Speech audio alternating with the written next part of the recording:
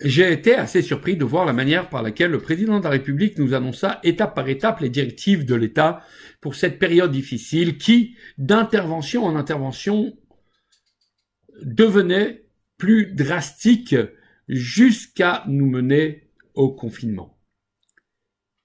Certains observateurs trouvaient que ces discours étaient trop longs.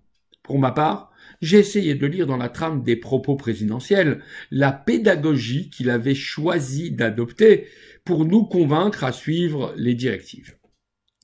On aura tous constaté que la première dizaine de minutes était systématiquement consacrée aux félicitations et aux encouragements des équipes médicales. Il fallait attendre les dernières phrases pour apprendre les restrictions qui s'imposaient ce jour.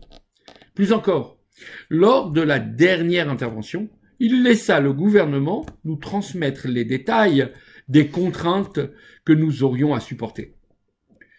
Notre paracha nous raconte comment Moshe, au retour du séjour dans les cieux, a transmis au peuple d'Israël les indications divines relatives à l'édification du Mishkan.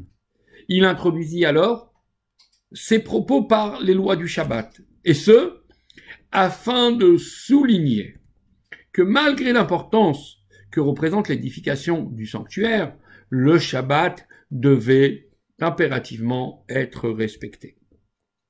Nos sages ont toutefois remarqué qu'Hachem avait d'abord parlé du protocole de la construction du tabernacle et que ce n'est qu'à la fin qu'il dit à Moshe de prévenir les enfants d'Israël que le Shabbat devait être respecté même durant la période de la construction.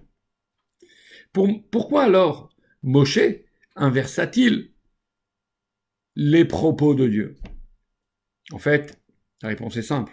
Moshe, le plus grand des pédagogues, avait simplement compris que s'il voulait que le Shabbat soit observé, il fallait alors en parler en préambule pour en souligner l'urgence.